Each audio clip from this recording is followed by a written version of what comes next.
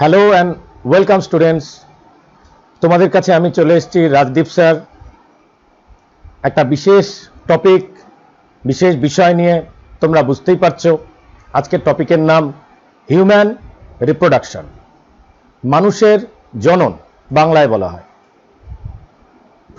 এই বিষয়টিতে ঢুকবার আগে কিছু ইম্পর্টেন্ট কথা বলা দরকার আছে।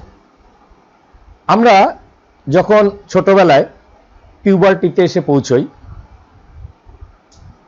10-12 বছর বয়স থেকে, কি ছেলে কি মেয়ে, আমাদের মধ্যে মানুষের জনন বিষয়টাকে নিয়ে একটা বিশেষ কৌতূহল থাকে। আমরা সবাই জানতে চাই। বায়োলজি পড়তে গিয়েও এই কৌতূহলটা আমাদের কাছে বারবার এসে ধরা দেয়।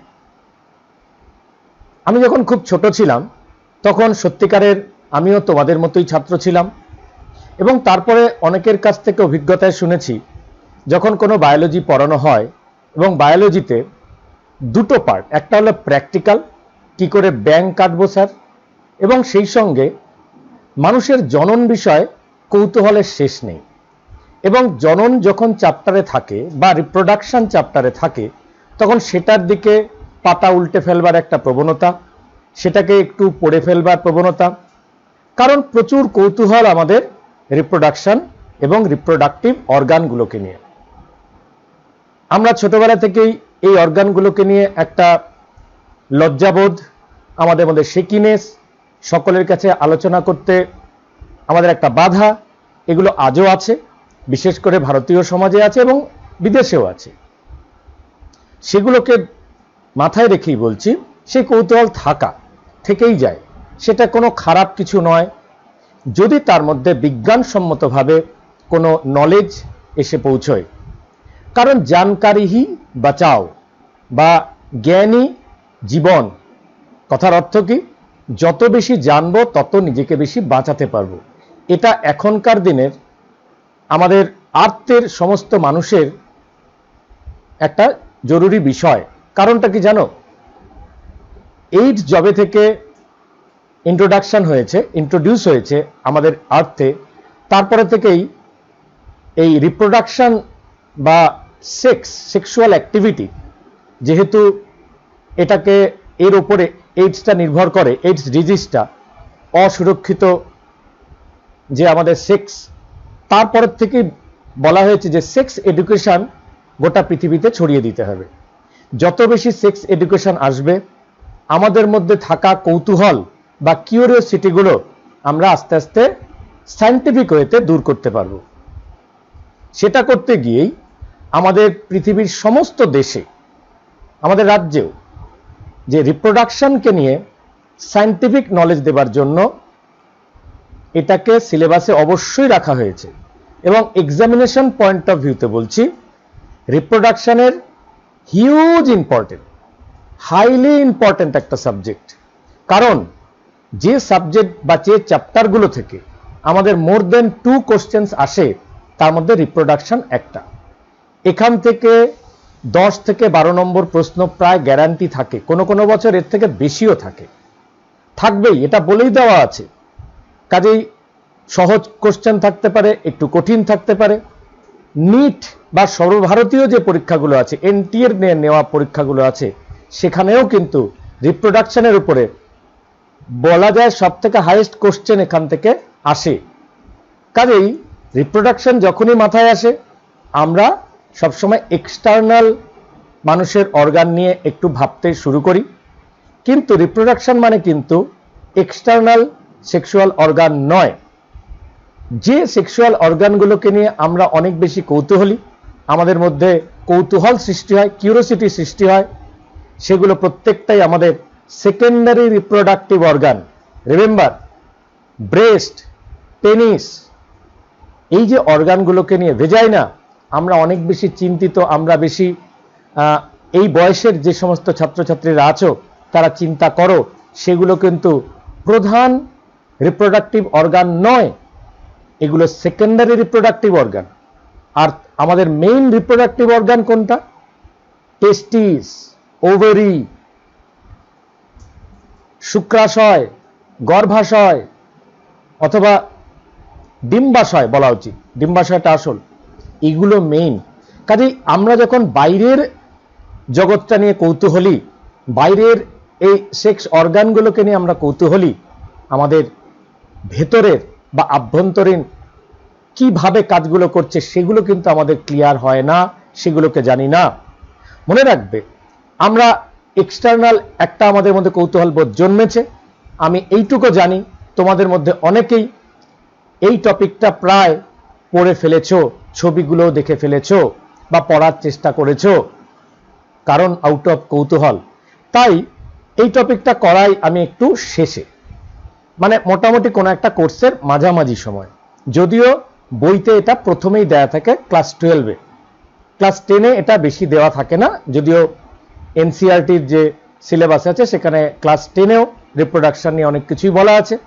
আমি ক্লাস 10-এর জন্য এই ক্লাসটি করাবো, অর্থাৎ যারা একটু অ্যাডভান্স স্টুডেন্ট তাদের ক্ষেত্রে কিন্তু অ্যাডভান্সলি রিপ্রোডাকশন নিয়ে ডেসক্রিপশন করা আছে।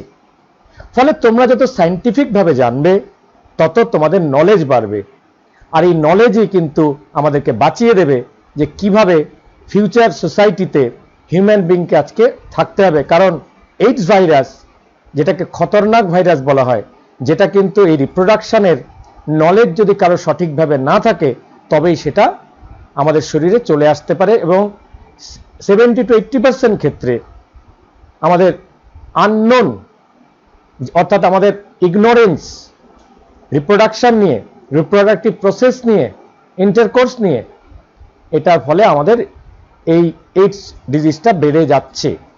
কাজেই তাদেরকে সচেতন করবার জন্য এই টপিকটির হাইলি ইম্পর্টেন্স আছে, তোমরা নিশ্চয়ই এটা বুঝে যাবে। আর আমি যখন পড়াবো দেখবে একেবারে ডেপথে যাব। আমি যেমন এক্সটার্নাল জেনিটালিয়া বা জনন অঙ্গগুলোকে নিয়ে ডিসক্রিপশন করব, তখন তোমাদের ভালো লাগবে। আবার 80% ক্ষেত্রে আমি কিন্তু একেবারে ভেতরে ডেপথে ঢুকবো। মনে রেখো, এই টপিকটা বা এই চ্যাপ্টারটি আমি অনেকটাই নিটের মতো করে করাবো। এই টপিকটাকে যদি আমি হায়ার সেকেন্ডারি লেভেলে করিয়ে দিই, তাহলে মেন কয়েকটা বিষয় যদি আমি পড়িয়ে দিই তোমাদের, তাহলে এটার থেকে একটা নম্বর এসেই যায়।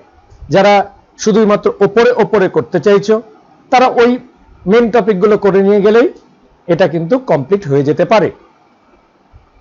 মেল রিপ্রোডাক্টিভ অর্গানের ইন্টারনাল স্ট্রাকচার, ফিমেল রিপ্রোডাক্টিভ অর্গানের ইন্টারনাল স্ট্রাকচার, প্রাইমারি অর্গান বলছি, মানে ছেলেদের ক্ষেত্রে টেস্টিস, মেয়েদের ক্ষেত্রে ওভারি, তার ইন্টারনাল ডিসেকশন পরীক্ষার জন্য এইটুক পড়লেই হয়ে যাবে। আর রয়ে গেছে স্পার্মাটোজেনেসিস, স্পার্ম কি করে তৈরি হয়, উজেনেসিস, ওভাম কি করে তৈরি হয়, আর মেনস্ট্রুয়েশন বা মেনস্ট্রুয়াল সাইকেল। শুধু যদি এইটুক পড়া যায় তাহলে কিন্তু একটা ওভারঅল কভারেজ হয়ে যায়। কিন্তু আমি তোমাদের কাছে, এটা ইন্টারেস্টিং টপিক, আমি জানি এই টপিকটা ঢোকবার আগে অনেকটাই আমার হয়ে যায়, এই কারণে বিকজ তোমরা এই চ্যাপ্টারটা নিয়ে আগে থেকে ইন্টারেস্টেড, তোমরা এটাকে বোরিং বলো না। কিন্তু আমি এই চ্যাপ্টারটাকে তোমাদের কারো কারো কাছে, আমি সবার কাছে বলবো না, কেউ কেউ এটাকে অত্যধিক ইন্টারেস্টিং ভাববে, আবার কেউ কেউ এটার মধ্যেও বোরিং খুঁজে নেবে। কারণ পরীক্ষায় আসবে না, কিন্তু সর্বভারতীয় পরীক্ষায় আসে, নিটে আসে, এনটি এর আলাদা কোনো এক্সামিনেশনে আসে, সেই টপিকগুলোকে আমি কভার করব। প্রচুর জিনিস আমি রিপিট করব, রিপিট করব, রিপিট করব। আরেকবার বলছি, আমি অনেক কিছু, অনেক ছবি রিপিট করে দেখাবো টু মেক ইউ আন্ডারস্ট্যান্ড। একবার খালি বলে যাব না, দেখবে একটাই ইনফরমেশন আমি মাঝে মধ্যে রিপিট করে দেব। This class will be longer than other classes. আমি আগেই বলেছি যে এই ক্লাসটাকে আমি অনেকটা নিট ওরিয়েন্টেড করাবো। এই ক্লাসটির মধ্যে দিয়ে তোমরা নিট কেমন করে আমি পড়াই, যদি নিট, আবারও বলেছি আমি অন্যান্য ক্লাসগুলোকে কিন্তু নিট অনুযায়ী কভার করিনি, সেখানে গিয়ে আমি যদি নিটের কম্পেয়ারে আমি 70% করিয়েছি। কিন্তু এটা, এই যে রিপ্রোডাকশন আমি যেটা পড়াবো, এই ক্লাসটি যদি তুমি কভারেজ ভালো করে করো, এটা আমার বিচারে নিট 95% কভার হয়ে যাবে। কারণ প্রচুর জিনিস আমি রিপিট করব, প্রচুর এক্সটার্নাল কথা বলবো, প্রচুর এক্সেস কথা বলবো। তাহলে তোমরা বুঝতে পারবে এই টপিকটা কতটা ডেপথে যাওয়া সম্ভব। তোমরা শুধু ভাবছো যারা এক্সটার্নাল অর্গান নিয়ে আমি ডিসক্রাইব করব, হ্যাঁ করব, সেটার মধ্যে একটা পোর্শন দেব, কিন্তু আমি অনেক বেশি কনসেন্ট্রেশন দেব ইন্টারনাল অর্গানে, ইন্টারনাল প্রসেসের উপরে, কিভাবে কাজগুলো হয়, কেমন করে রিপ্রোডাকশনটা আলটিমেটলি হয়ে থাকে। যেরকম আমরা প্ল্যান্টের ক্ষেত্রে পড়েছিলাম pre reproductive phase, reproductive phase, post reproductive phase এটাকে বলা যায়। এটা রিপ্রোডাকশন রিলেটেড একটা ডিসকাশন। এনসিইআরটি এভাবে পড়তে বলেছে, আবার এনসিইআরটি আরেকটা ভাবেও পড়তে বলেছে, বলেছে pre fertilization phase, fertilization phase, post fertilization phase. আমি কিন্তু আমার স্লাইডগুলোতে এভাবে ডিসকাস করব না, আমি একটু ওভারঅল ডিসকাস করব। কিন্তু কেউ যদি ভাগ করে আলোচনা করতে চাও, এইভাবে তোমরা আলোচনাটাকে নিয়েও যেতে পারো বা ভাবতেও পারো। আমি একটু গুছিয়ে বলে দিই প্রি ফার্টিলাইজেশন ফেজটা কিরকম। অর্থাৎ একটা মানুষের টোটাল একটা লাইফ আছে, জানো এই টোটাল লাইফটা যদি আমরা অ্যাভারেজ নিয়ার অ্যাবাউট 100 ইয়ার্স ধরি, কারণ অ্যাভারেজ আয়ু আমাদের 72, 75, 80 ইয়ার্স এরকম হয়ে গেছে, সেভাবে 100 ইয়ার্স ধরে নিলে কারো প্রি ফার্টিলাইজেশন ফেজ, অর্থাৎ ফার্টিলাইজেশনের আগে কোন কোন ঘটনাগুলো হয় হিউম্যান বিং এর মধ্যে, male as well as female, সেভাবে ডিসকাশনটা করা যেতে পারে। আমি এভাবে আপাতত করব না, কিন্তু তোমরা ভাববে এরকম কিছু একটা ঘটনা, ডিসকাশনটা যেভাবে খুশি করি। অনেক বইতেই, এনসিইআরটির বইতে কিন্তু এভাবে করা আছে, প্রি ফার্টিলাইজেশন ইভেন্টটা ধরা আছে, ফার্টিলাইজেশন ইভেন্টে কি কি ঘটনা ঘটে। ফার্টিলাইজেশন ইভেন্ট বলতে তোমাদের একটা রং কনসেপ্ট আছে যে ইন্টারকোর্সকে তোমরা ফার্টিলাইজেশন ইভেন্টের মেন ঘটনা ভাবো, তা কিন্তু না। Fertilization means fertilized ovum, sperm and ovum meet করা। এর আগে বায়োলজিতে এতদিন ধরে প্ল্যান্ট অথবা আদার অর্গানিজমের ক্ষেত্রে ফার্টিলাইজেশন পার্টটা তোমরা জানো যে ওভামের সঙ্গে একটা মেল ফিমেল গ্যামেটের সঙ্গে মেল গ্যামেট যখন ফিউজ করে গেল, দ্যাট ইজ ফার্টিলাইজেশন। তাহলে ওই ফার্টিলাইজেশন ইভেন্টে কি কি হিউজ ম্যাসিভ ঘটনা ঘটে, সেই ঘটনাগুলো আমি তোমাদের সামনে তুলে ধরবো। আবার পোস্ট ফার্টিলাইজেশন, অর্থাৎ ফার্টিলাইজ করে গেলেই তো একটা অর্গানিজম জন্ম নিয়ে নেয় না। রিপ্রোডাকশনের মেন কাজ কি? কোন একটা অর্গানিজমের রিপ্রোডিউস করা, পুনরায় উৎপাদন করা। তাহলে তার অর্গানিজমটাকে বড় হতে হবে। কেউ কেউ আমরা এভলিউশনে শিখেছি যে এগ যারা লে করে তাদের ওই ডেভেলপমেন্টটা এগের মধ্যে হয় টেম্পারেচার দেওয়ার পরে। আবার আমরা যারা প্ল্যাসেন্টাল অর্গানিজম বা যারা মার্সুপিয়ালস আছে, যাদের থলি আছে, পাউচ আছে, ক্যাঙ্গারুদের যেরকম অস্ট্রেলিয়ান ক্যাঙ্গারু, তাদের ওই থলির মধ্যে বাচ্চাটা ডেভেলপ করে, এটাও কিন্তু সেই পোস্ট ফার্টিলাইজেশন ইভেন্টে পড়বে। কিন্তু আমরা এখানে ডিসকাস করব এক্সক্লুসিভলি হিউম্যানের ব্যাপারে। অর্থাৎ মানুষ একটা প্ল্যাসেন্টাল ম্যামাল, প্ল্যাসেন্টা তার আছে, অমরা বলে বাংলায়। অর্থাৎ প্ল্যাসেন্টা কথার অর্থ তোমাদের পরে বলে দেবো, প্রচুর ডিসকাশন করা আছে এ নিয়ে। সেই প্ল্যাসেন্টাল ম্যামাল আমরা কিভাবে আমাদের মধ্যে ডেভেলপ হয়ে আমরা আলটিমেটলি যখন বার্থ হয়ে গেল বা জন্ম নিয়ে নিলাম, এই যে আমি তোমাদের সঙ্গে কথা বলছি, তোমরা যারা শুনছো তোমাদের লাইফেও এই ঘটনাগুলোই হয়ে চলেছে। তোমরা এর আগে ঠিক এভাবেই ছিলে, যে কথাটা আমি চিরকাল বলে থাকি, আমি বা তোমরা যারা শুনছো, তোমরা ডিপ্লয়েড লাইফ বিয়ার করছো। তোমার মধ্যে ঢুকে আছে তোমার বাবা, তোমার মা। এবার তোমার বাবা মা ঢুকে থাকবার আগে কি ছিল? তুমি নিজে। আমি যদি বলি তুমি নিজে একটা স্পার্ম ছিলে, তুমি তোমার বাবার, সে মেয়ে বা ছেলে, উত্তর হবে হ্যাঁ। তুমি আবার তোমার মার ওভাম ছিলে, yes, answer will be true, তুমি ওভামও ছিলে। কিন্তু দুটো ভিন্ন মানুষের শরীরে ছিলে। মায়ের শরীরে ওভাম হিসেবে তুমি ছিলে, বাবার শরীরে স্পার্ম হিসেবে তুমি ছিলে। তারা বেরিয়ে এসে মিলিত হয়ে তোমাকে 2N বানিয়ে দিয়েছে। মার শরীরে ছিল যখন N, হ্যাপ্লয়েড ছিলে, গ্যামেট আকারে 23টা ক্রোমোজোমে ছিলে তুমি। আবার বাবার শরীরে ছিলে ওই 23টা ক্রোমোজোম দিয়ে, 23 ক্রোমোজোম। জাস্ট সেই ক্রোমোজোম জেনেটিক মেটেরিয়ালগুলো মিলে তুমি ম্যানুফ্যাকচার্ড হয়েছে, আমি হয়েছি। আমরা সেক্সুয়ালি রিপ্রোডিউসড অর্গানিজম, এটাকেই তো সেক্সুয়াল রিপ্রোডাকশন বলে, যার 2 প্যারেন্টস থাকবে। তাই রিপ্রোডাকশনের এই যে বেসিক তোমাদের কাছে ডিসকাশন করে নিলাম। আর বারবার মনে রেখো, যারা বাংলায় পড়ছো, জনন বলতেই তোমাদের কোথায় যেন একটা সুরসুরি শব্দ আসে, বিশেষ করে যারা ছোট ক্লাস 9-এ 10-এ পড়ে, জনন বললেই বিষয়টার মধ্যে তোমরা অন্য অর্থ খুঁজে নাও। কি অর্থ আমরা সেটা এখনো জানি না। আমার নিজের সময় আমি ওই সময়টা পেরিয়ে গেছে, বুঝিনি আমি যে কিভাবে জননকে নিয়েছিলাম। হ্যাঁ, ছেলে মেয়ে ব্যাপারে একটা নতুন দেহগত পরিবর্তন হয়, তখন আমাদের মধ্যে একটা কৌতূহল জাগে প্রত্যেকের অঙ্গ প্রত্যঙ্গের প্রতি। আর এই কৌতূহলের জাগ্রত করাটা, এটাও কিন্তু আমাদের প্রকৃতির একটা বিশেষ নিয়ম বা খেলা।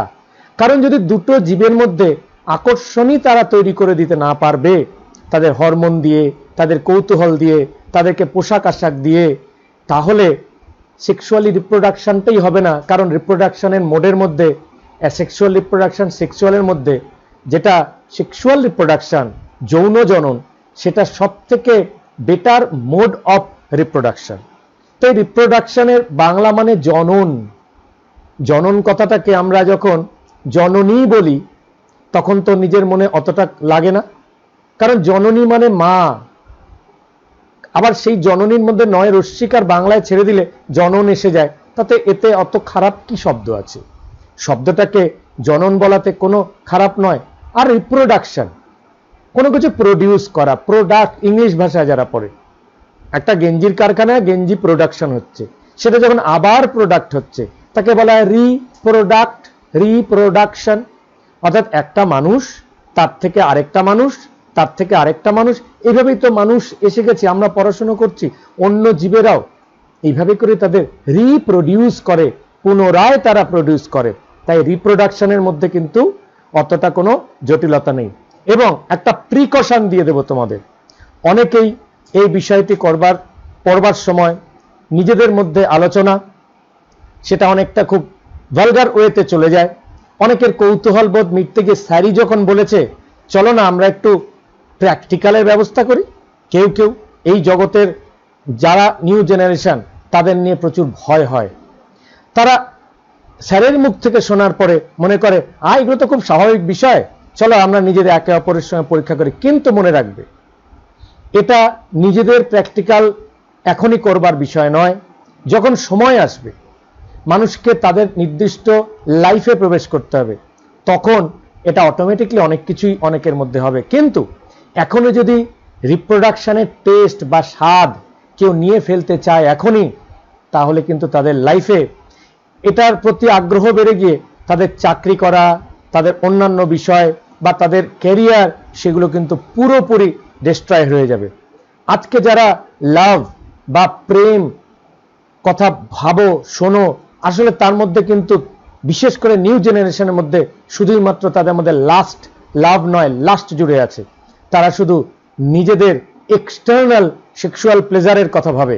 তারা কখনোই তার মধ্যে যে একটা আমাদের রেসপন্সিবিলিটি, দায়িত্ববোধ আছে, সেটার কথা কেউ ভাবে না।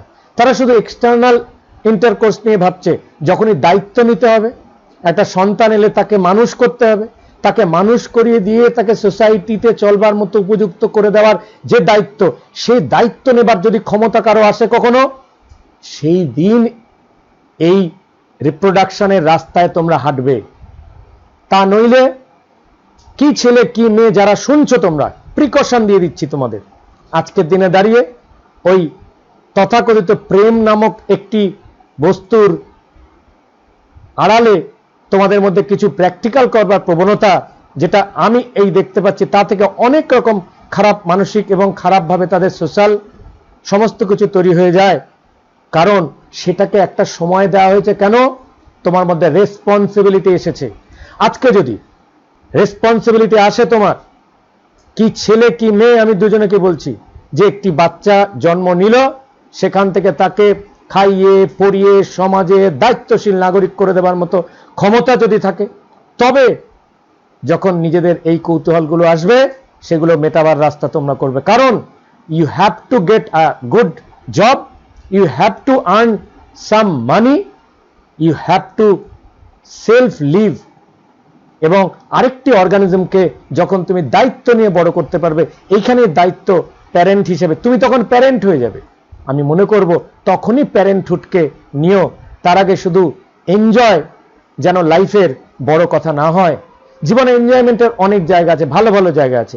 এনজয় করতে গেলে ড্রাগ অ্যাবিউজ হব না, এনজয় করতে গেলে আমরা সেক্সুয়াল অ্যাক্টিভিটিতে আমরা লিপ্ত হব না। বই পড়া হতে পারে, নিজেদের অন্য হবি গ্রো করা যেতে পারে, তোমরা নিজেদের কোনো ক্রিয়েটিভ কাজ করতে পারো, ভাবো এত নিজেদেরকে আরো এগিয়ে নিয়ে যাবার জন্য ভাবতে পারো, কিন্তু কখনোই মনে রেখো এই টপিকটা যখন পড়াবো তখন গিয়ে কিন্তু অনেক রকমের সুশ্রুরি জাতীয় অনুভব হতে পারে, সেই অনুভবকে দূরে সরিয়ে, কারণ আমি দেব না। হতে পারে কিছু একটা অংশ বা কিছু একটা সিনারি নিয়ে, যেটা দেখতে পাচ্ছ যেখানে এই সিনের মধ্যে কি দেখছে, একটি ছেলে একটি মেয়ে যাদের এক্সটার্নাল জেনিটেলিয়া বা অর্গানগুলো দেখা যাচ্ছে, কিন্তু আমাদের বায়োলজিক্যালি মেডিকেলি যদি তাকে দেখো তাহলে কিন্তু এই ছবিটির মধ্যে একটুও ভালগারিটি নেই। স্বাভাবিক একটি জীব তোমার আমার সঙ্গে রিজেম্বল করছে, তাদের ইন্টারনাল স্ট্রাকচার আছে, তোমার আমার মধ্যেও আছে। আমরা মানুষ, মান এবং হুঁশ আছে। বাংলায় বলি মান মানে সম্মান, হুঁশ মানে চেতনা। কতটুক করতে হবে আমি জানি, তাই নলেজ নিয়ে যাও, জানকারি হি বাঁচাও, কারণ তুমি বাঁচবে। তুমি পরবর্তীকালে এমন তথ্য দিয়ে তোমার পরবর্তী জেনারেশনের কাউকে যদি তুমি রক্ষা করতে পারো তোমার নলেজ দিয়ে, না আমাদের স্যার বলেছে এটাকে যুক্তিসহ আলোচনা করতে হবে, যুক্তিসহ বুঝতে হবে। রিপ্রোডাকশন মানেই সুশ্রুরি নয়, রিপ্রোডাকশন মানে responsibility. Reproduction responsibility, reproduction is not a vulgarity. Remember, এই প্রিকশন দিয়ে তোমরা গভীরভাবে অনেক তথ্য সম্বলিত ক্লাস, কিছু মজা, কিছু তথ্য, এগুলো নিয়ে তোমরা করো, বাট গুরুত্বপূর্ণ তথ্য নিয়ে করবে। আবার বলছি পরীক্ষার জন্য, সর্বভারতীয় ক্ষেত্রে বলছি, শুধুমাত্র তোমাদের হায়ার সেকেন্ডারি বোর্ড বা মাধ্যমিক বোর্ড তার জন্য নয়, ক্লাস 10 বোর্ডের জন্য নয়। আমাদের যখন আজ থেকে অনেক দিন পরে এই ভিডিওটি দেখা হবে তখনও এই রিপ্রোডাকশন এভাবেই থাকবে, মানুষ কোনো পরিবর্তন হবে না, আমার ক্লাসেরও পরিবর্তন হবে না, এইভাবেই চলতে থাকবে। কাজে রেসপন্সিবিলিটি নিয়ে ক্লাসটি দেখো, প্রচুর ইনফরমেশন পাবে, সায়েন্টিফিক ইনফরমেশন পাবে, নিজে জানবে, অন্যকে জানাবে, এবং ভবিষ্যতে যদি আমার এই লেকচার শুনে কারো কোনোদিনও মেডিকেল ফিল্ডে যাবার ইচ্ছে থাকে তোমরা সেই ইচ্ছেটাকেও বড় করবে। কারণ যদি মনে প্রাণে বিশ্বাস করো, নিজের চোখে মুখে কল্পনা করো তুমি ডাক্তার, এবং ডাক্তার খালি কল্পনা করে ডাক্তার কত টাকা রোজগার করছে এটা ভাববে না, তুমি ডাক্তার হবার জন্য তুমি কি কি করেছো। ডাক্তার হতে গিয়ে খালি ডাক্তার পয়সা, গাড়ি চড়ছে, সুন্দর বউ পেয়েছে, বা কেউ হাজবেন্ড পেয়েছে, সুন্দর বাড়ি হয়েছে, সেগুলো না ভেবে তুমি ডাক্তার হতে গিয়ে কি রক্ত তুমি বইয়েছো, কিভাবে তুমি পড়েছো, প্রত্যেকটা টপিক, প্রত্যেকটা চ্যাপ্টারকে মুখস্থ করেছো, পড়তে পড়তে তুমি একেবারে শেষ সীমায় পৌঁছে গেছো। এটা তুমি কি করেছো? এই ইনভেস্টটাকে যে দিয়েছো তবেই তুমি। আর কল্পনা মনে মনে, হ্যাঁ আমি দিচ্ছি, কল্পনা করো তুমি লেকচার দিচ্ছ এজ এ ডাক্তার, তুমি গিয়ে তোমার কথাবার্তা সকলে মিলে শুনছে এবং তোমার নলেজ আছে বলেই শুনছে, তুমি নলেজ দিচ্ছ, তুমি রিপ্রোডাকশন নিয়ে দিচ্ছ, ব্রেন নিয়ে দিচ্ছ, লিভার কিডনি সবকিছু নিয়ে দিচ্ছ, দাও।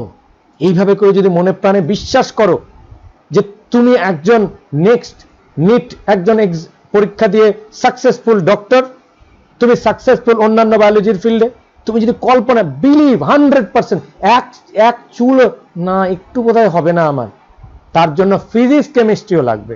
বায়োলজিতে পুরোপুরি সম্ভব, আমি বলেছি বায়োলজি আমি ক্লাস যদি ঠিকমতো করিয়ে দিই এটা অনেক দূর নম্বর দিয়ে দেওয়া সম্ভব। ফিজিক্স কেমিস্ট্রিতে সেখানেও কিন্তু তোমাকে অনেক ভালো করতে হবে। আর মনে প্রাণে দৃঢ় শক্তিশালী যদি দৃঢ়তা রাখো তবে নিট হবে। আর যদি তা না থাকে, একটুও যদি সন্দেহ থাকে, একটু যদি ফিজিক্স কেমিস্ট্রিতে তুমি দুর্বল হও, সঙ্গে আমার বায়োলজি ক্লাসগুলো করতে হবে, তাহলে কিন্তু ওই দুর্বলতা থাকলে হবে না। একটু কোথায় কোথায় একটু ডেপথ, একটু বায়োমলিকুল, পারছি না স্যার, কি বোরিং চ্যাপ্টার স্যার, প্ল্যান্ট 11 ক্লাসে একদম বোরিং হয় না।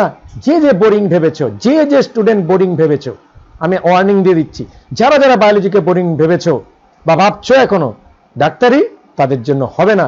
ইভেন অন্য কিছু হবে কিনা সন্দেহ আছে। কাজেই মনে রাখবে, যারা WBCS IAS হয় তাদের একটা ফর্মুলা, जब भी कुछ चीजों को समझो और जानो उसका एकदम तह तक जाओ। আমি বাংলায় বলি, তাকে একদম গুষ্টি শুদ্ধ তুমি তার জানো। কোন একটা টপিক নিয়ে যখন জানবে তার গুষ্টি শুদ্ধ জানো, যখন জানবে না তখনই তোমার মধ্যে WBCS IAS ও তুমি হতে পারবে। ওই খালি ওপর থেকে হালকা করে খালি সিলেবাস পড়ে গেলাম, অনেকেরই আছে, আমি অনেককেই দেখছি অল্প অল্প নম্বর নিয়ে বেশ 99-95% পাচ্ছ, তুমি ভেবেছো সব জানো, কিচ্ছু জানো না তোমরা। যারা ওই হাইয়েস্ট নম্বর পেয়েছে শুধু উপর থেকে ইম্পর্টেন্ট 10 ইয়ার্স করে জেনে নিয়েছে, কিন্তু 10 ইয়ার্স জানার পরেও যদি তুমি বিষয়টা নিয়ে জানতে, তার একদম ডেপথ টু ডেপথ জানতে হবে। আমি তোমাদের মেডিকেল পড়াবো না, কারণ আমি মেডিকেল ফিল্ডে ছিলাম কিছুটা, গাইনোকোলজিস্ট ডিপার্টমেন্টের কিছু মেডিসিন নিয়ে আমি কাজ করেছি। সেখানে প্রচুর বিদেশি ডক্টর, লন্ডনের ডাক্তার এসেছিলেন, তাদের কাছ থেকে আমরা শিক্ষা গ্রহণ করেছি। সেই শিক্ষা দিয়ে এই বিষয়গুলো জেনেছি। আরো ডেপথে জানবার সুযোগ আছে। আমি তোমাদের মেডিকেল নিয়ে পড়াবো না, যদিও মেডিকেলের মতো অনেক তথ্য আমার কাছে জানা আছে এই রিপ্রোডাকশন নিয়ে বা অন্যান্য টপিক নিয়ে, কিন্তু আমি ততোধিক নলেজ আপাতত দেবো না, কারণ it will take long time. যদিও রিপ্রোডাকশন নিয়েও তোমাদের পড়াটা অনেকটা দূরই যাবে। আমি এটাকে একটু ডিটেলে করাবো, দেখাবো যে নিট করতে গেলে কতটা ডিটেলে করতে হয়। এটা কিন্তু অন্য চ্যাপ্টারের সঙ্গে গুলিয়ে ফেলো না। অনেকে ভাববে স্যার একই জিনিস বারবার বলছে, বারবার বলবো, যাতে বারবার পড়াশোনার পরে কিছু কিছু টপিক তোমাদের মনে থাকে। তোমাদের এক্সটার্নাল জেনিটালি অর্গান নিয়ে তোমাদের মনে থাকে, ইন্টারনাল নিয়ে তোমাদের মনে থাকে না। ইন্টারনালি ছোট ছোট পার্টগুলোকে নিয়ে বলবো, আর এক্সামে ওই ইন্টারনাল পার্টই বেশি আসে, আর এক্সটার্নাল পার্ট সে ছোটবেলা থেকেই জেনে আসছো। অনেক কৌতূহল তোমাদের মধ্যে আছে, অনেকেই তথাকথিত একটা কথা বলে পেকে গেছে। ওই পেকে যাওয়া মানে কি বলতো, ওই বাইরের অর্গান নিয়ে তার নলেজে আছে, সে বুঝেছে, কিন্তু ইন্টারনালি তার নলেজ পুরো ফাঁকা। আর আমি এই রিপ্রোডাকশনকে জানিয়ে ইন্টারনাল নলেজ দেব তোমাদের। কি আছে সিলেবাসে চলো দেখে নি। অনেকটা সময় ব্যয় করলাম প্রথম ক্লাসে, আমি একটু সময় এগুলো নিয়ে নিই। চলো কি কি টপিক করতে হবে। Male reproductive system, internal external সব। Female reproductive system as well as একই কথা বলেছি, যেরকম ইন্টারনাল এক্সটার্নাল সব করতে হবে। গ্যামেটোজেনেসিস, গ্যামেট মানে দুটোই পড়বে, স্পার্মাটোজেনেসিস, উজেনেসিস মানে স্পার্ম তৈরি, ওভাম তৈরি। দেন মেনস্ট্রুয়াল সাইকেল, এটা খুব গুরুত্বপূর্ণ, কারণ মেনস্ট্রুয়াল সাইকেল নিয়ে আমাদের মধ্যে অনেক ভ্রান্ত ধারণা রয়ে গেছে আমাদের এই সোসাইটিতে। মনে রাখবে, সেটাকে দূর করব। প্লাস ইন্টারনাল কি হয় পুরো বেসিকটা আমরা জানবো। ফার্টিলাইজেশন অ্যান্ড ইমপ্ল্যান্টেশন, যে কিভাবে ফার্টিলাইজেশন হয়, কিভাবে আমরা এক্সটার্নালি আমাদের কাছাকাছি আসতে হয় সেটাও জানবো। ইন্টারনালি কি কি ঘটনাগুলো হয় সেগুলো ডিটেলে জানবো। এটাই আমাদের রিপ্রোডাকশনের সিলেবাস। প্রেগনেন্সি অ্যান্ড এমব্রায়োনিক ডেভেলপমেন্ট, কিভাবে আস্তে আস্তে একটা অর্গানিজম বড় হচ্ছে সেটাকে আমরা প্রেগনেন্সি বলবো, এবং তারপরে কিভাবে এমব্রায়োটা ডেভেলপ করছে, এবং সবশেষে পড়বো পার্চুরেশন অ্যান্ড ল্যাকটেশন। পার্চুরেশন মানে বেবিটা একেবারে মানে মাদার্স বডি থেকে রিলিজ করবার জন্য, আর ল্যাকটেশন ইজিলি ব্যাপারটা জানো যে মাদার্সের মিল্ক তার সঙ্গে ডিরেক্টলি জড়িত, কারণ মাদার আফটার গিভিং বার্থ তারপরে মিল্কিংটা হয়, এবং সেটা কি কি গুরুত্ব, কি কি ইম্পর্টেন্স। আমরা এই ক্লাসগুলো একটু লং হবে, সময় বেশি লাগবে, একটু ধৈর্য ধরে থেকো, কারণ একটা ক্লাসকে আমি তোমাদের কাছে সময় নিয়ে আমি একটু ডিটেলে করাচ্ছি। এভলিউশন এর আগে ডিটেলে করিয়েছি, এইভাবে ওইটাও নিটের মতো তোমরা ধরে নিতে পারো। এটাকে তো পুরোপুরি নিট ওরিয়েন্টেড আমি করাতে চলেছি। চলো আমরা নেক্সট টপিকে চলে যাই। দেখো, যে কথাগুলো আমরা বলেছিলাম আমি কুইকলি যাব। আমরা মেল ফিমেল, আমরা চিরকাল আমাদের যে সৃষ্টিকর্তা বা নেচার আমাদের সমাজে দিয়ে দিয়েছেন, বিকজ টু রিপ্রোডিউস দুজনকেই লাগবে, দুজনের রেসপন্সিবিলিটি আছে, শুধু ফিমেল নয়, শুধু মেল নয়, যদিও ফিমেলের রেসপন্সিবিলিটি ইজ মোর, মেলেরও আছে। কাজে গোটা পৃথিবীতে যে কোনো একজন থেকে গেল তাতেও রিপ্রোডাকশন পার্টটি চলবে না, সেটা এক্সটার্নালিও চলবে না, তোমরা ভালো করে জানো, ইন্টারনালিও চলবে না। সেক্সুয়ালি রিপ্রোডিউসিং, আর একটা কথা বলা আছে ভিভিপেরাস, মানে যারা ডিরেক্ট একটা এমব্রায়োকে বা তাদের ফিটাসকে বা নিউবর্ন বেবিকে জন্ম দেয় সরাসরি তাদের উম্ব থেকে। তার সঙ্গে অন্য শব্দগুলো কি, ওভিপেরাস যারা ডিম পারে, ডিমটা পরে বাইরে ডেভেলপ করে, আর ওভোভিভিপেরাস মানে যাদের পেটের মধ্যেই ডিম পারে যে অর্গানিজমরা, এবং তারপরে সেই ডিমটা পেটের ভিতরেই বাচ্চাটা বেরিয়ে পড়ে ফুটে, তারপরে সেই বাচ্চাটা মায়ের উম থেকে বেরিয়ে আসে বা থ্রু ভেজাইনা বেরিয়ে আসে, তাকে আমরা বলবো ওভোভিভিপেরাস। কিন্তু human completely viviparous, because directly বাচ্চাকে তারা জন্ম দেয়। The reproductive events in human include, কি কি রিপ্রোডাক্টিভ ইভেন্ট হয় আমি বলেছিলাম না, ডিটেলে পড়বো, কিছু রিপিটেশন করব। গ্যামেটোজেনেসিস আগেই বলেছি, গ্যামেট ফর্মেশন হয়। ইনসেমিনেশন কথার অর্থ আমি পুরো এখানে গ্রিন লেখাগুলো পড়ে যাচ্ছি, বাকি ডিটেলগুলো লেখা আছে, তোমরা পড়ে নাও বা স্ক্রিনশট নিয়ে রাখতে পারো। ইনসেমিনেশন কথার অর্থ সিমেনকে ভেজাইনার মধ্যে ফেলে দেওয়া বা প্রবেশ করিয়ে দেওয়া। Fertilization, male and female gamete meet করে যাওয়া। ইমপ্ল্যান্টেশন মানে যে নতুন এমব্রায়োটা হয়েছে সেটা ফিমেলের উম্বে সেটা ইমপ্ল্যান্ট হওয়া বা গেঁথে যাওয়া, জেস্টেশন যেটা এমব্রায়োনিক ডেভেলপমেন্ট, মানে যে শুধু গেঁথে গেলেতে হলো না, এক একটা অর্গানিজমের এক একটা সময় লাগে, যে কারো ক্ষেত্রে 21 মাস লাগে, কারো ক্ষেত্রে 9 মাস লাগে, হ্যাঁ বিভিন্ন রকম সময় লাগে। এই সময়ের মধ্যে যে ডেভেলপ করছে বাচ্চাটা, সেটাকে বলা হয় জেস্টেশন পিরিয়ড। আরেকটা হচ্ছে পার্চুরেশন, কিছুক্ষণ আগে বলেছিলাম, ডেলিভারি অফ দ্য বেবি। এই পার্টগুলো আমাদের পরপর ইভেন্ট জানতে হবে। এখানে যে একটি স্কেল দেখতে পাচ্ছি, স্কেলটা কি, এজ 9 to 19, এই সময়ের মধ্যে বলা যায় যে রিপ্রোডাক্টিভ ডেভেলপমেন্ট হয়ে থাকে ছেলেদের ক্ষেত্রে। কারণ দেখবে এই ডেভেলপিং এজটা কিন্তু আমাদের সিভিলাইজেশনের সঙ্গে একটু চেঞ্জ হচ্ছে। কারণ এর আগে যেটা 10 বা 11, 10 টু, অনেকেই বলে 11 to 19 ইয়ার্স, এই জায়গাটায় তোমাদের এনসিইআরটির যে লেটেস্ট বুকের ইনফরমেশন আছে এটা রাখতে হবে। তবে অন অ্যান অ্যাভারেজ আমি তোমাদের বলে দেব, 9 বছর থেকে 19 বছরের মধ্যে যে কোনো একটা সময়ের পর মধ্যে ছেলেদের যখন এই যে রিপ্রোডাক্টিভ ইন্টারনাল প্রাইমারি রিপ্রোডাক্টিভ অর্গানে ডেভেলপ করে, সেটাকে আমরা রিপ্রোডাক্টিভ এজ বলি, যে সময় তারা রিপ্রোডাকশনের এজে ম্যাচিউরিটি শুরু করে। মেয়েদের ক্ষেত্রে সবসময় এটা আগে হবে, এজ 8 to 19 সবসময় মেয়েদের ক্ষেত্রে তোমরা জানবে। কারণ বইয়ের মধ্যে কিন্তু মেয়েদের ক্ষেত্রে সেটাকে 10 থেকে 19 বছর বলা আছে, আবার ছেলেদের ক্ষেত্রে সেটা 11 থেকে 19, অর্থাৎ ছেলেদের রিপ্রোডাক্টিভ ডেভেলপমেন্ট একটু পরে হয়, মেয়েদের রিপ্রোডাক্টিভ ডেভেলপমেন্ট একটু আগে হয়। হয়তো এই জন্যই বলা হয় একটা সেম এজের একটা মেল এবং ফিমেলের তুলনায় একটা ফিমেলের ম্যাচিউরিটি বা overall body development, health development সবকিছুই ওভারঅল সেম এজের সঙ্গে বলছি মেয়েদের একটু বেশি হয়, কারণ মেয়েদের একটু আগে হয়। আর এই পিরিয়ডটাকে বলা হয় পিউবার্টি। পিউবার্টি মানে ঠিক অনসেট মানে ঠিক যে সময়টায় সেক্সুয়াল তাদের ক্যারেক্টারিস্টিক্স ডেভেলপ করে internally as well as externally.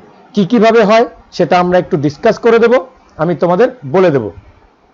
There are remarkable difference between the reproductive events in male and in the female. For example, sperm formation occurring even old man.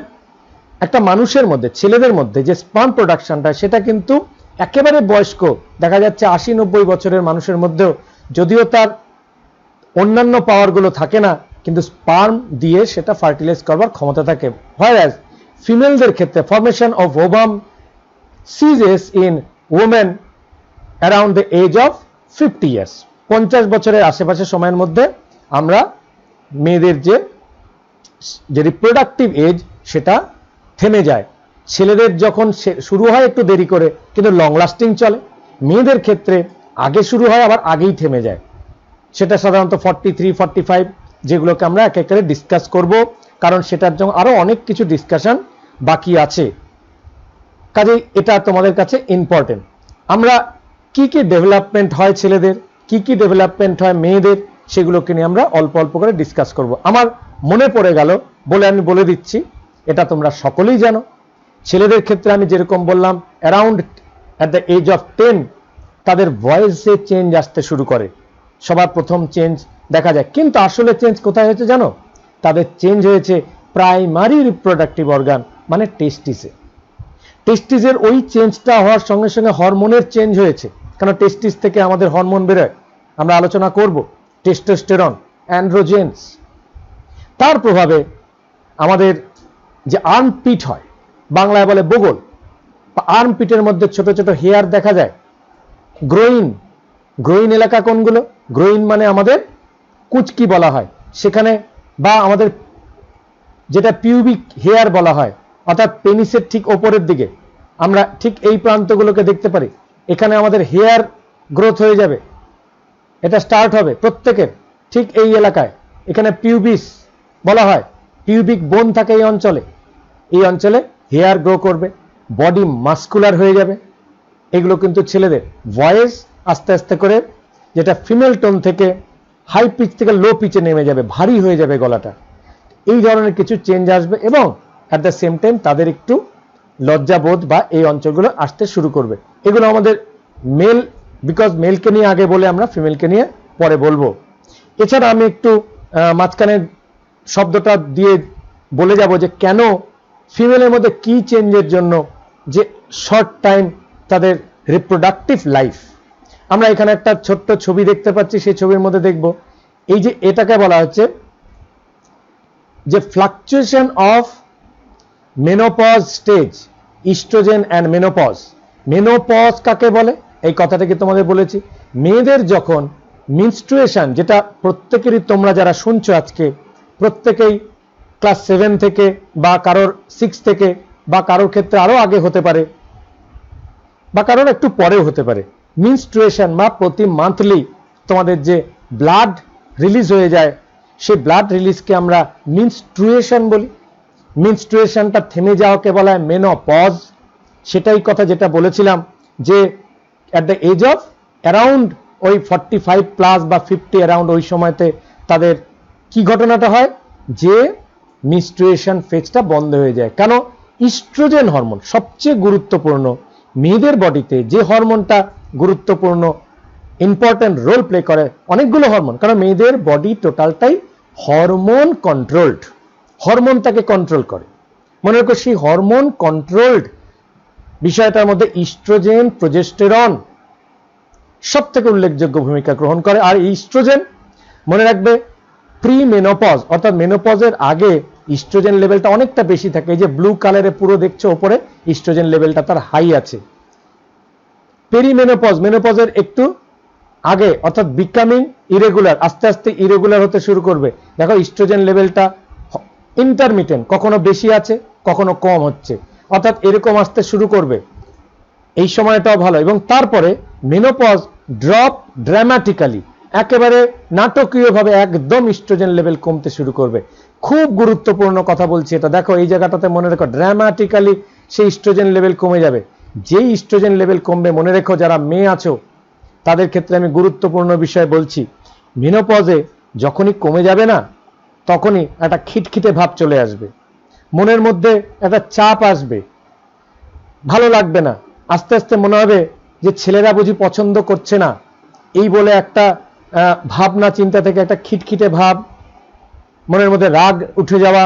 যখনই এগুলো উঠবে, বাড়িতে যদি মায়েরা থাকে বা বয়স্ক কেউ থাকে, কারোর যদি এরকম হঠাৎ করে পরিবর্তন দেখছো, তাদেরকে হয় বলে বোঝাবে যে তোমরা যে নলেজটা পেলে যে কোনো কারণে ইস্ট্রোজেন লেভেলটা কমে গেছে, তাদেরকে বুঝিও যে এটা এবার একটু তুমি শান্ত হও, তোমার এগুলো স্বাভাবিক শরীরে হচ্ছে, যদি হয় তাহলে প্রয়োজনে ডাক্তারকেও কনসাল্ট করতে হতে পারে। তখন হয়তো শুনে নিয়ে তারা একটু শান্ত হলো। যদি আমরা কারণটা খুঁজে পাই না কোনো অস্বস্তিকর অবস্থার, তাহলে আমরা সহজেই কোনো পরিস্থিতি থেকে মুক্ত হতে পারি। আর পোস্ট মেনোপজ, মেনোপজ হয়ে যাওয়ার পরেও যখন 60, 65, 70 বছরের একজন মহিলা হয়ে যাবে, তার দেখবে একদম শূন্য, কিচ্ছু নেই। এই যে লাইনটা দেখতে পাচ্ছ, nothing, no oestrogen at all, কোনো ইস্ট্রোজেন থাকে না। তাহলে বুঝতে পারছো একটা হরমোন ইস্ট্রোজেন তোমাকে মেয়েলি করে রেখেছে, তোমার মধ্যে এই যে সুন্দর চেহারাটি আছে তোমাকে সকলের মধ্যে আকর্ষণীয় করে রেখেছে, তুমি চিন্তা ভাবনার মধ্যে তোমার পোলাইটনেস আছে, তুমি সবকিছু ভাবনা চিন্তা করতে পারো, তোমার মধ্যে এখনো ভবিষ্যতের চিন্তা ভাবনা আসে। এটা কারণ তোমার ইস্ট্রোজেন লেভেলটা তোমার খুব ভালোভাবে আছে। এখন তোমার মধ্যে আকর্ষণীয়তা বজায় রাখবার প্রধান কারণ ইস্ট্রোজেন। তুমি দেখতে সুন্দর, ইস্ট্রোজেন। তোমার মধ্যে গ্লেজ আসছে, ইস্ট্রোজেন। যদিও তার সঙ্গে জেনেটিক, হেরিডিটি, স্কিন কালার বা অন্যান্য প্যারামিটারগুলো থাকে, তুমি ইস্ট্রোজেন একটা মেয়েদের জীবনে আশীর্বাদ। আর ইস্ট্রোজেন চলে যাওয়া মানে অভিশাপ নয়, তখন আরো ভালো, তখন নিজেদের মধ্যে একটু আধ্যাত্মবোধের বিকাশ ঘটিয়ে নেওয়া ভালো। এই জন্যই তো মানুষের জীবনকে যারা হিস্ট্রিতে পড়েন তাদের মধ্যে অনেকগুলো ভাগে ভাগ করা হয়েছিল। বাংলায় ব্রহ্মচারিয়া বা হিন্দিতেও বলা হয় ব্রহ্মচারিয়া, ব্রহ্মচার্য, গার্হস্থ, বানপ্রস্থ, সন্ন্যাস। এই শব্দগুলো তোমরা জানো যে ব্রহ্মচর্য মানে সে সময় শুধু পড়াশোনা করতে হবে, যেটা তোমাদের চলছে, কিন্তু ইস্ট্রোজেন লেভেল ওই ব্রহ্মচর্যের মিড টাইমে তোমাদের ভালো ডেভেলপ করে যাবে। তারপরে একটা সময় তাদের বিয়ে করতে হবে, রিপ্রোডিউস করতে হবে। তারপরে বানপ্রস্থ মানে ওই যে সমস্ত সময় মেনোপজ এরিয়া চলছে তাকে বনে চলে যেতে হবে, সেক্সুয়াল অ্যাক্টিভিটি কম করতে হবে। আর যখন পোস্ট মেনোপজে যাবে অর্থাৎ সন্ন্যাস, সে কোনো কিছু বিভাগী হয়ে যাবে, তার মধ্যে অনেক বেশি আধ্যাত্মবাদের চিন্তাভাবনা, কেউ ওই সময় শ্রীকৃষ্ণ, গৌর, কীর্তন এগুলো নিয়ে ভেবে থাকেন। এইভাবে যদি একটা মানুষের জীবনকে তারা ওয়েলকাম করে নেয় জীবনকে, তাহলেও খুব সুন্দরভাবে জীবন চলবে। তাহলে চলো, এগুলো কিন্তু আমাদের রিপ্রোডাকশনের কতগুলো অ্যাসপেক্ট, এরকম অনেক জিনিস আমি রিপিট করব। এগুলো কিছু জিনিস যেতে যেতে বলবো, রিপিট করব, অ্যাজ পার যেরকম স্লাইড আমার আছে সেগুলোকে আমি ব্যাখ্যা করে যাব তোমাদের কাছে। এই স্লাইডটিও ব্যাপারটা আমাদের নতুন কিছু নেই। একটা মেল ফিমেল আছে, মেলেদের ক্ষেত্রে আমরা বলি এই যে স্পার্ম প্রডিউস করছে, স্পার্মটা এরকম টেইলের মতো দেখতে, ডিটেলে পরে দেখব। এবং মেয়েদের ক্ষেত্রে এন, ওভাম, দুটোর ক্ষেত্রে এন। এই যে এই দুজন মিলে যখন যাবে ফার্টিলাইজেশন বলে সিস্টেমটা হবে, এবং তারপরে 2n দুজনে মিলে গেল যে একটা অর্গানিজম তৈরি করলো। সেই অর্গানিজমের মধ্যে সেই 2n কে মেল হতে পারে এবং সে একজন ফিমেলও হতে পারে।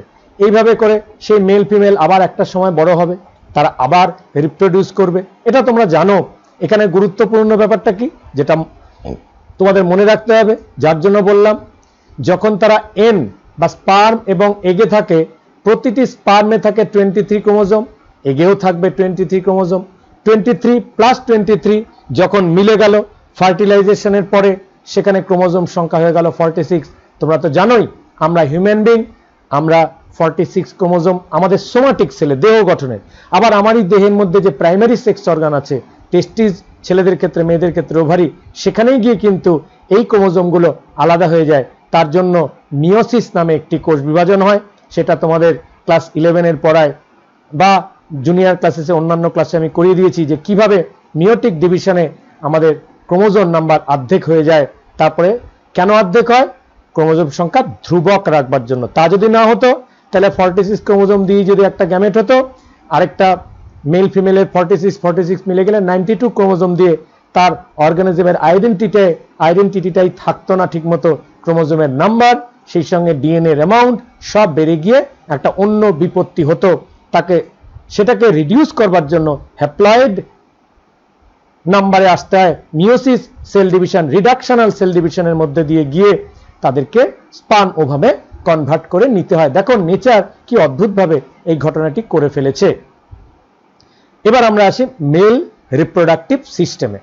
মনে রাখবে মেল রিপ্রোডাক্টিভ সিস্টেম কোন জায়গাটায় থাকে।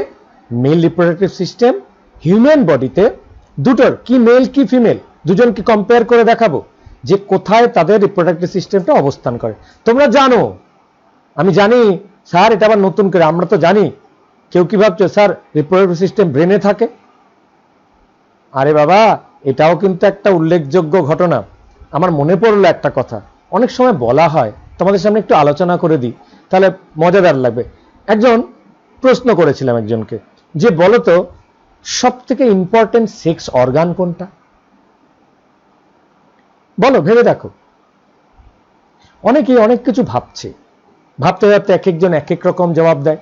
কেউ বলে পেনিস বা বাংলায় শিশ্ন বলা হয়, কেউ বলে ভেজাইনা, যোনি, কেউ ব্রেস্ট, কেউ স্কিন, কেউ চোখ, কাঁধ, নাক, মুখ, বডি সমস্ত অর্গান বলে ফেলেছে। These are the main sex organ. কিন্তু কি জানো, আমি একটু ঘুরিয়ে চিন্তা করি। যদি আমরা সেক্সুয়াল অ্যাক্টের কথা ভাবি, তাহলে রিপ্রোডাকশন যারা করছে সেটা যে কোনো ম্যামাল, গরু, ছাগল, মানুষ সবাই হতে পারে। আমার মতে এটা কিন্তু, আমি একটু এটা বলতে যেও না, কোথাও বলতে যেও না মানে এটাকে কোনো প্রুফ দিয়ে কোনো নয়, কিন্তু আমি তোমাদের মজাদার বলছি যে ব্রেনের কথাটা উঠলো না। হ্যাঁ, ব্রেন। আজকে যদি ব্রেন সাড়া না দেয়, দুটো অর্গানিজম কিন্তু কাছাকাছি নিজেদের মধ্যে রিপ্রোডিউস করতে উদ্বুদ্ধই হবে না, তাদের মেন্টালিটি আসবে না। আর দুটো অর্গানিজম যদি কাছেই না আসে, কি করে সেক্সুয়াল রিপ্রোডাকশন হবে? তাহলে ব্রেনও কিন্তু একটা পয়েন্টে বলা যেতে পারে, ট্রুলি নয়, একটা সেক্সেরও পার্ট করে। একটা মানুষকে তার অর্গান সব আছে, কিন্তু ব্রেনের ওই তার সেন্সিবিলিটিটাকে নষ্ট করে দেওয়া হলো। তারা কোনোদিনও রিপ্রোডিউস করতে তারা নিজেরা চাইবে না, ইচ্ছেই করবে না। যে জন্য বললাম, যদিও আমাদের সেক্স অর্গান কিন্তু ব্রেনে থাকে না, থাকে পেলভিক রিজিয়ন। কাকে পেলভিক রিজিয়ন বলা হয়? থোরাসিক রিজিয়ন মানে কোনটা? যেখানে বুক, যেখানে লাংস থাকে, ঠিক তার নিচে অ্যাবডোমিনাল রিজিয়ন, যেখানে পেট, খাওয়া দাওয়া থাকে, আমরা নাড়ি ভুড়ি বলি ওটাকে। অ্যাবডোমেন। অ্যাবডোমেনের একদম নিচের দিকে যে ছবিটি দেখতে পাচ্ছ কোমরের থেকে একটু উপরের দিকে, সেই অংশটিকে এবং কোমরের পরে পেলভিক রিজিয়ন বলা হয়। কেন? এখানে থাকে পেলভিক গার্ডেল। এই যে বড় বড় দুটো এই যে বোন দেখছো না, এটাকে ইলিয়াম বলা হয়। ঠিক আছে, এখানে অনেকগুলো না, ইলিয়াম, ইস্চিয়াম, পিউবিস, এইগুলো তো যখন আমরা ইন্টারনাল স্ট্রাকচার, যদি আমরা এখানে এটা বলার কথা নয়, তোমরা নামগুলো একটু দেখে নিতে পারো। বললাম না যেগুলো ডিটেলে পড়াবো। পিউবিস কোনটা? এই যে ছোট্ট ছোট্ট পার্ট দুটোকে পিউবিস, যেখান থেকে কিন্তু পিউবার্টি, পিউবিক বোন, এই যে এই জায়গাটা থাকে পিউবিক বোন। ঠিক আছে, এর পেছন দিকটায় স্যাক্রাম, এই যে ট্রায়াঙ্গেলের একটা ফুটো ফুটো ধরনের বোনটা দেখছো, স্যাক্রাম বলা হয়। এগুলো যদিও রিপ্রোডাকশনের সঙ্গে নয়, আমরা লোকেশনটা বলতে গিয়ে বলছি যে এই যে দুটো বিরাট বড় ইলিয়াম বা পেলভিক বোনও বলা হয়। এই পার্ট ফিমার এখানে রয়ে গেছে, যদিও ফিমার পায়ের সঙ্গে লেগে পড়ে।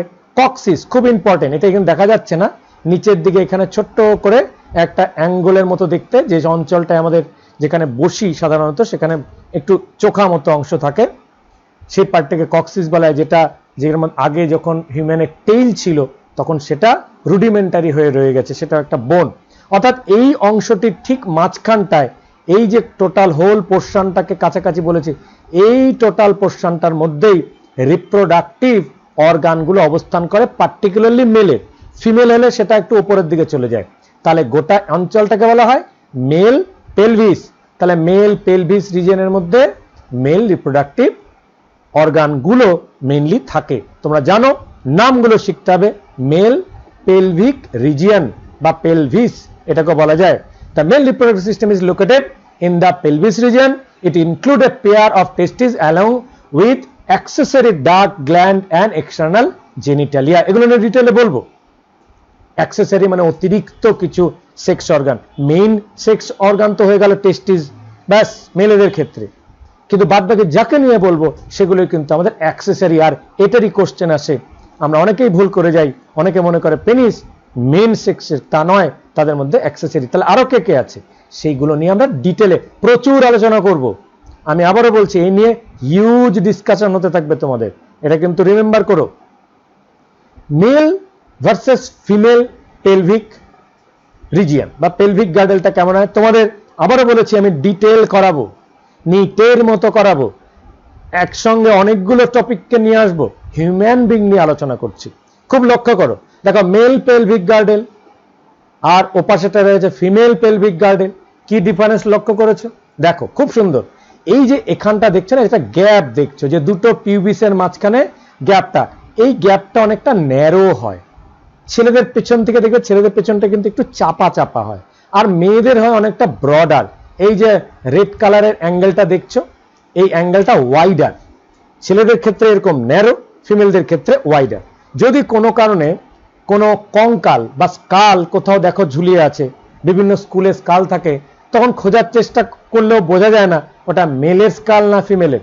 তোমাদের একটা ক্লু দিয়ে দিলাম, তুমি দেখবে একটু ন্যারো হয়ে আছে, বুঝে নিও ওটা মেলের। এত সুন্দর কথা বললাম না, এটা একটা খুব ডিফিকাল্ট কোশ্চেন। আর একটু ব্রডার হলে বুঝতে পারবে যেটা ফিমেলের। এইটা দিয়ে তুমি যে একটা স্কালকে চিনতে পারছো, তোমাকে চিনিয়ে দেওয়া হলো, এটা কি তোমার কাছে গুরুত্বপূর্ণ নয়? আমি মেল আর ফিমেল, এখানে তো আমি রিপ্রোডাকশনের গল্প বলছি, কারণ স্কাল দেখে, স্কেলিটাল দেখে খুব সহজে 100% গ্যারান্টি দেওয়া যেতে পারে না। যদিও স্কাল থেকে যদি আমরা কোনো ডিএনএ বা অন্য কিছু টেস্ট করি তাহলে তো ইজিলি বলা সম্ভব, কিন্তু ওভারঅল লুকিং এ এই জায়গাটা ছাড়া আর জায়গাগুলো কিন্তু একদম থাকে না। তাছাড়া অন্যান্য পার্টগুলো কিন্তু প্রায় একইভাবে থাকো, কম্পেয়ার করলে তো ইজিলি বোঝা যায় যে wider pelvic girdle, narrow pelvic girdle. Narrow হলে ছেলে, ওয়াইডার হলে মেয়ে। কেন ওয়াইডার হয় ফিমেলদের? কারণ মনে রাখবে, ছেলেদের কিন্তু তত দায়িত্ব নেই নতুন অর্গানিজমকে ক্যারি করবার, কারণ ফিমেলকে, আমাদের মানুষকে 9 মান্থ অ্যারাউন্ড ধরে 280 ডেজ, 9 মান্থ কথাটা বলা ভুল, 280 ডেজ ধরে, 280 দিন ধরে একটা ফিমেল একজন বেবিকে ক্যারি করে। ক্যারি করার পরে তার বাচ্চাটি সে ভূমিষ্ঠ করে বা বের করে দেয় বা ডেলিভারি করে দেয়। তাহলে ওই সময় তাহলে বডির পেলভিক গার্ডেল এই রিজিয়নটাকে একেবারে সুরক্ষিত, একদম স্ট্রং যদি না বানানো যায়, একটা ভালো খাঁচা মতো ঘর বানানো না যায়, সেটা থাকবে কি করে? 9 মান্থ অলমোস্ট ধরে থাকছে, তাই না? তাহলে দেখো এই সময়টা রাখবার জন্য কিন্তু ফিমেলের পেলভিক গার্ডেলকে অনেক বেশি সুরক্ষিত করা হয়েছে, প্রোটেক্টিভ করা হয়েছে। মেলেদের ক্ষেত্রে অতটা দরকার নেই বলে বডি স্ট্রাকচারের জন্য দরকার আছে, সেজন্য তাকে একটা ন্যারো পেলভিক গার্ডেল দিয়ে আমাদের নেচার ছেড়ে দিয়েছে। এই ইম্পর্টেন্ট কাজে এই দুটো অঞ্চলেই মেল এবং ফিমেলের দুজনেরই রিপ্রোডাক্টিভ অর্গানগুলো থাকে। চলো আমরা কম্পেয়ার করছি। এটাকে নিয়ে আমি অনেকবার অনেক ছবি দেখাবো, আপাতত কয়েকটা অংশ দেখে নাও, অনেক অনেক অ্যাঙ্গেলে দেখাবো। এটার দিকে, এটা হচ্ছে এনসিইআরটির বইয়ের ছবি, এটা তোমাদের ড্রয়িং করতে হবে বই দেখে, ইজি ড্রয়িং। এই সাইড ভিউটা আমি সাধারণত ড্রয়িং করতে অনেক সময় আসে, কারণ এই সাইড ভিউতে কিছু কানেক্টর আছে, সেই কানেক্টরগুলোকে হুবহু যেরকম আছে সেরকম কানেক্টর দেখাতে হয়, ঠিক আছে? সেজন্য এই ছবি যেমন দেখাচ্ছি, এর আগে এটার থেকে তোমরা জেনে নাও। আমি এটাকে লেকচার হিসেবে আরো অনেকবার ছবিগুলোকে এনেছি, তখন তোমরা আরো ভালোভাবে বুঝতে পারবে। সেই জায়গাটাকে অনেক রকম ডায়াগ্রাম দেখলে যেমন একটা বিষয়কে ভালো করে বোঝা যায়, আমি যেহেতু হাতে এঁকে দিচ্ছি না তোমাদের, সেজন্য অনেক অ্যাঙ্গেলে ডায়াগ্রামটা দেখাবো এই মেল রিপ্রোডাক্টিভ সিস্টেমেরই, সেগুলো আমরা বুঝতে থাকবো। চলো এই চার্ট থেকে আমরা কিছু নাম এবং জায়গাগুলোকে একটা প্রাথমিক কুইক গ্ল্যান্সে পরিচয় নিই, কারণ এটাকে আমি আবার বলছি, repeat repeat repeat, repetition is the কি অফ লার্নিং, তাই আমরা রিপিট করব। তাহলে চলো না আমরা জায়গাগুলোর নাম একটু দেখে নিই। আমরা প্রথমে বলবো দেখো ইউরেটার, এগুলো দেখো বারবার পাবো, কিন্তু আমি ইন্ট্রোডাকশন করছি, আমি বারবার বলবো। ইউরেটার মানে কি? আমরা যে ইউরিনের নালীটা ইউরিন ব্লাডারে এসে দাঁড়ায়, এটা কি ইউরিন ব্লাডার, ইউরেটারটা এসে দেখে ইউরিন ব্লাডারে, তার কথা বলে দিলাম। এরপর আছে সেমিনাল ভেসিকেল, এটা একটা ইম্পর্টেন্ট স্ট্রাকচার, কারণ এটা রিপ্রোডাকশনের একটা পার্ট। সেমিনাল ভেসিকেল কোনটা? এই যে ছোট্ট একটা অংশ দেখছো না, এই পার্টটা পয়েন্ট করে দেখালাম, সিমেন্ট যেখানে জমা থাকে। ভাসা ডিফারেন্স খুব ইম্পর্টেন্ট, জায়গাটার মধ্যে নামটা তো দেখছো ভাস ডিফারেন্স। এবার ভাস ডিফারেন্স ঠিক কোন পয়েন্টটা অনেকবার দেখাবো, আরো ভালো করে দেখতে পাবে। কোনটা? এই যে দেখো, পুরো টেস্টিস থেকে বেরিয়ে এসে এই যে দূরে গিয়ে সেমিনাল ভেসিকেলের কাছে লেগে গেল, দেখো জায়গাটা দেখো, এই যে নড়ছে, আমার রেড কালারের দাগটা নড়ছে, নড়ে গিয়ে এই যে যাচ্ছে যার মধ্যে, এটা হচ্ছে ভাসা ডিফারেন্স। এটা ইফারেন্সও আছে, কোনটা ইফারেন্স? যেটা কাছে থাকে, আমি পরে দেখাবো।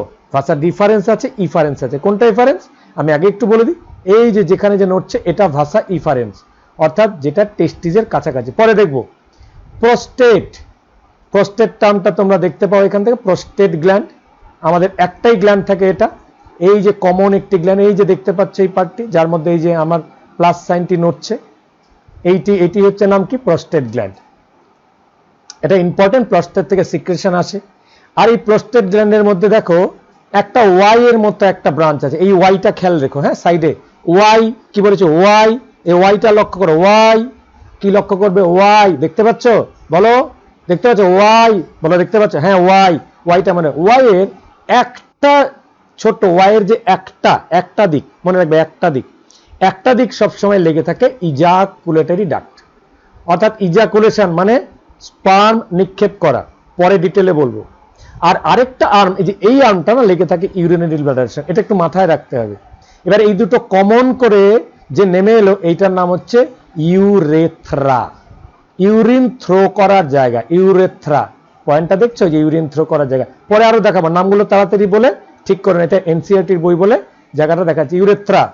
ইউরেথ্রাকে পার করে দেখো আরেকটা জায়গা দেখাচ্ছি, বাল্বো ইউরেথ্রাল গ্ল্যান্ড, ঠিক প্রোস্টেট গ্ল্যান্ডের একদম নিচে, আমি হোয়াইট দিয়ে দেখিয়ে দিচ্ছি, এই যে এই জায়গাটা ইউরেথ্রা, আমি সরিয়ে দিলাম, এটাকে বলে বাল্বো ইউরেথ্রাল গ্ল্যান্ড। ইউরেথ্রা থেকে বুঝবে কোথায় থাকে, বাল্বো ইউরেথ্রাল গ্ল্যান্ডের কথা বলা হয়, দেখতে অনেকটা বাল্বের মতো। ইউরেথ্রা মানে হচ্ছে যেখানে ইউরিন থ্রো করা হবে, যে ইউরিন থ্রো করার জায়গাটাকে বাল্বের মতো দেখতে, ইউরিন থ্রো করার এরিয়া বাল্বো ইউরেথ্রাল গ্ল্যান্ড। কি করে? পেনিস থেকে এরা রিলিজ করে, এটা লুব্রিকেট করতে সাহায্য করে, তার মানে কি এরা স্মুথ করে দেয়, কয়টাসকে স্মুথ করে, ইন্টারকোর্সকে স্মুথ করে, বাল্বো ইউরেথ্রাল গ্ল্যান্ড থেকে বেরোনো একটা সিক্রেশন। খুব ইম্পর্টেন্ট, কোন জায়গা থেকে? ইউরিন যেখানে থ্রো করা হবে, ইউরেথ্রা থেকে বাল্বো ইউরেথ্রাল, বাল্বের মতো দেখতে, ইউরিন থ্রো করার জায়গায়, এইরকম কিছু ক্লু দিয়ে তোমরা মনে রাখতে পারো। এই যে প্রোস্টেট গ্ল্যান্ডের একদম নিচে অবস্থান করে, এটা কিন্তু ছবির জন্য খুব ইম্পর্টেন্ট, পরে আরো দেখাবো। এছাড়া দেখো সকলেই তো জানো অ্যানাস, যেখান থেকে রেকটাম বলি আমরা, যেখান দিয়ে স্টুল বেরিয়ে আসে, রেকটাম পার্টটাকে, রেকটাম হচ্ছে তার থেকে উপরে। অ্যানাস এবং রেকটামের মধ্যে একটা বেসিক পার্থক্য আছে, ভালো করে মনে রেখো, আমি এটাকে এখনই বলে রাখছি, এগুলোই কিন্তু ছোটবেলায় অনেকে ভুল করে। রেকটাম মানে যেখানে স্টুল স্টোর থাকে, এই যে পেছন দিকে, যদিও রিপ্রোডাকশনের সঙ্গে ডিরেক্টলি কোনো রিলেশন নেই। আর অ্যানাস, অ্যানাস হচ্ছে the opening of the rectum, এইভাবে বলতে হবে। তা রেকটাম হোয়ার স্টুল স্টোরস, আর অ্যানাস হোয়ার স্টুল রিলিজড, এই জায়গাটা পড়বে। এছাড়া রয়ে গেছে আরেকটা পার্ট, তোমরা গ্লান্স অফ পেনিস, আমি অনেকবার দেখাবো, আমি শুরুতে বলে দিলাম, ছবিগুলোকে আরো ক্লিয়ার হয়ে যাবে। অর্থাৎ যে কোনো পেনিসের সবার আগে অনেকটা হ্যাট বা টুপির মতো দেখতে যে অংশটি থাকে তাকে বলা হয় গ্লান্স অফ পেনিস। এছাড়া রয়ে গেছে ফোর স্কিন। ফোর স্কিন কথার অর্থ অনেকেরই থাকে, পরে বলবো, দেখাবো, যে পেনিসের উপরে একটা এক্সট্রা প্রোটেক্টেড স্কিন দেওয়া থাকে, সেই এক্সট্রা প্রোটেক্টেড স্কিনকে ফোর স্কিন বলা হয়। আর স্ক্রোটাম, স্ক্রোটাম মানে যার মধ্যে মেন আমাদের ইম্পর্টেন্ট, ওই স্ক্রোটাম হচ্ছে একটা পাউচ লাইক স্ট্রাকচার, যার মধ্যে টেস্টিস, যে প্রাইমারি সেক্সুয়াল অর্গান, সেটা ঢুকে থাকে। এটার মধ্যে আমরা গুরুত্ব দিচ্ছি, primary sex organ is testis, primary sex organ is testis, primary sex organ is testis, primary sex organ is testis for male. Overall এটা ইজি ড্রয়িং বলে এটা তোমাদের করতে হবে, রাখতে হবে।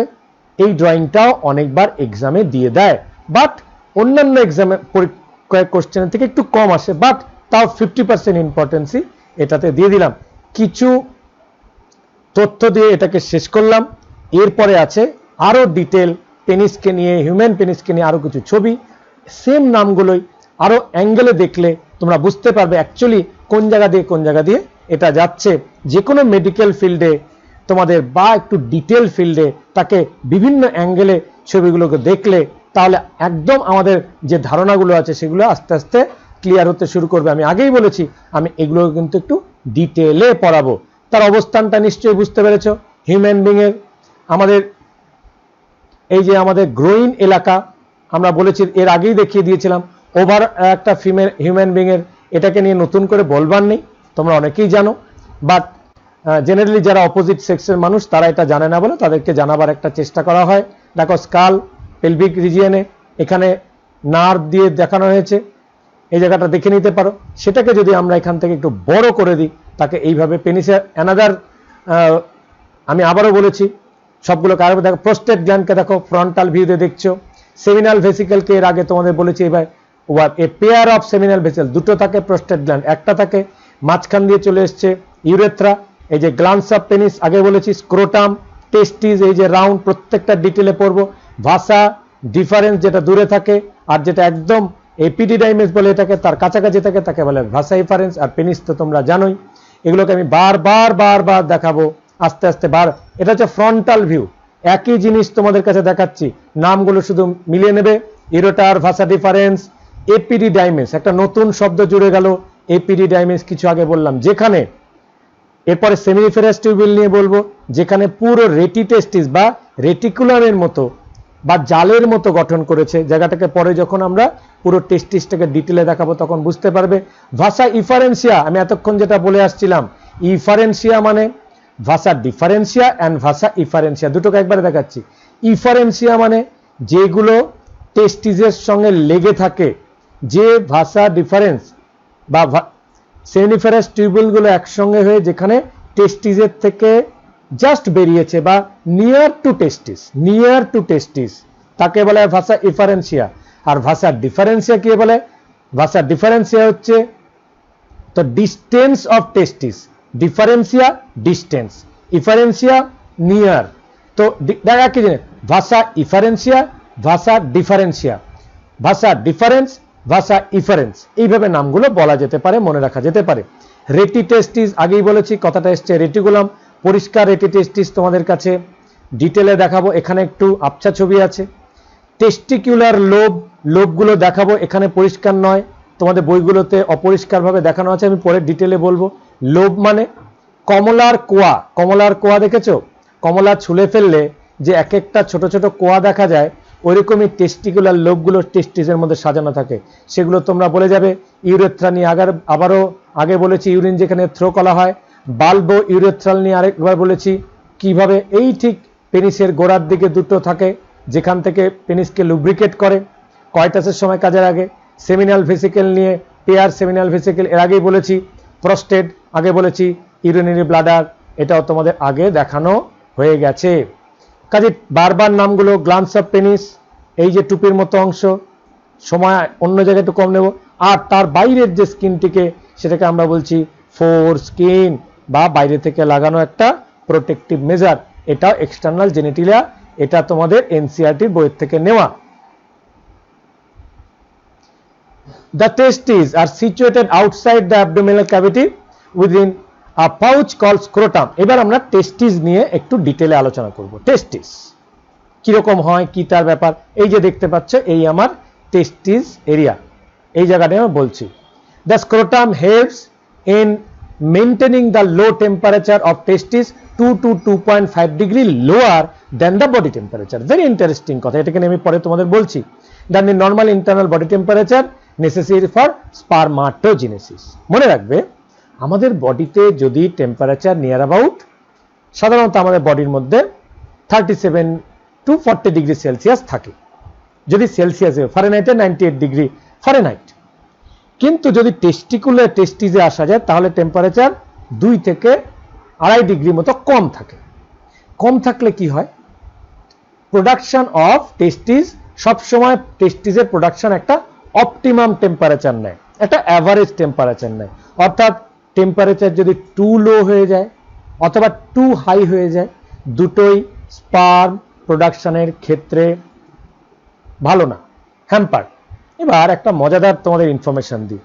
দেখবে তোমাদের যারা ছেলে তারা ভালো বুঝতে পারবে, যদি কারো বডি টেম্পারেচার বেড়ে যায়, আউটার টেম্পারেচার বেড়ে যায়, অথবা শরীরে জ্বর আসে, দেখবে যে টেস্টিকেলগুলো আছে তোমাদের প্রত্যেকের বডিতে আছে, সেগুলো অনেক বেশি হ্যাং করে গেল, ঝুলে গেল, নিচে নেমে গেছে। বডি চাইছে, কারণ বডি ক্যাভিটিতে যদি ঢুকে যায় তাহলে এমনি বডি ক্যাভিটির টেম্পারেচারটা ম্যাক্সিমাম হয়ে গেছে, জ্বর এসছে, তোমার টেম্পারেচার 40 and 40 অ্যাবাভ হতে চলেছে, তখন সেখানে থাকলে ও তো 2 থেকে 2.5 ডিগ্রি কম হয়, সে তখন নিচে ঝুলে যাবে। To maintain the production of sperm. আবার উল্টো কথা ভাবো, যদি শীতকালে বা যখন ঠান্ডা পড়েছে বা ভয় পেয়েছে, বাইরে খুব ঠান্ডা, দেখবে ওই স্ক্রোটাম যেন ছোট হয়ে গেছে। কেন ছোট? ছোট হয় না, অ্যাকচুয়ালি বডি ক্যাভিটিতে এন্ট্রি করে নেয়, বডি ক্যাভিটিতে চলে যায়, ভেতরে ঢুকে যায়। কেউ বলে ঘাড়ে উঠে গেছে, ঘাড়ে ওঠে না, ওপরের দিকে চলে গেছে, আসলে তা নয়, ওখানে মাসেল তাকে টেনে নিয়েছে। একটু পরে তোমাদের মাসেলগুলো দেখাবো। ওই মাসেল টেনে নিয়ে গিয়ে তাকে, যেহেতু বাইরের টেম্পারেচারটা অনেকটা কম, তার জন্য বডি থেকে সে কিছুটা টেম্পারেচার নিয়ে নেয়, নিয়ে তার স্পার্ম প্রোডাকশনটাকে রাখে। খুব ইন্টারেস্টিং কথা বললাম, এবং এটা তোমাদের অনেকেরই বডিতে হয়। তোমাদের মধ্যে কৌতূহল হয়, কেন? সত্যি সত্যি বলো যারা দেখছো, ছেলেরা বলো, হ্যাঁ বলে লিখতে পারো তোমরা কমেন্টে যে হ্যাঁ স্যার এরকম তো দেখেছি, স্যার গরম পড়লেই একদম অনেকটা ঝুলে যায়, আবার গরম কমে গেলে বা ঠান্ডা পড়লে ওটা ছোট হয়ে যায়। স্ক্রোটামটাকে, টেস্টিকলস গুলো বলছি, ঠিক আছে?